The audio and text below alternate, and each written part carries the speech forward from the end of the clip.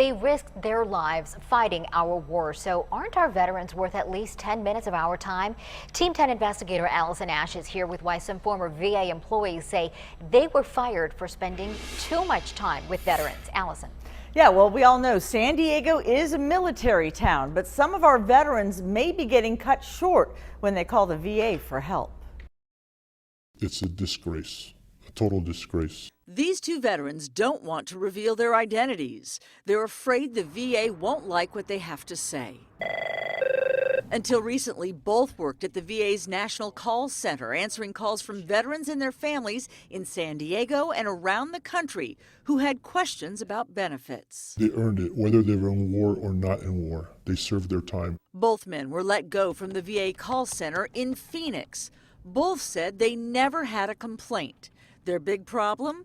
They gave the veterans too much of their time. Everyone in the call center has a specific time in which they have to meet. The policy is spelled out in black and white in the VA's own documents. New call center employees are allowed just 9.5 minutes, a little over 2 minutes more if the call has to do with pensions. They will release you if you can't meet the standard. Terry Yabay has a similar story. He averaged just over 12 minutes of phone call. The extra 2.5 minutes earned him his walking papers.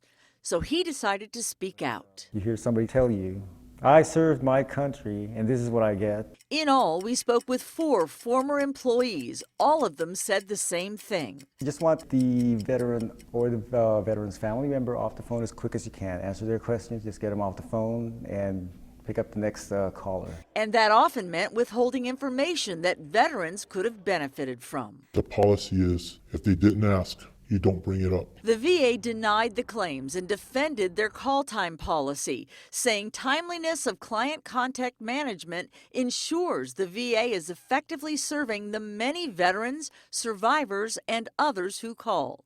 The former call center employees say they were pressured to get vets off the phone, adding some workers were even given bonuses for getting through the calls quickly. You listen to them on the phone and you think, wow, I would never want my mother or father treated like that on the phone. For myself, I'm embarrassed. I apologize to any veteran out there that might have not got the service that they deserved, but I'm hoping in the future they will.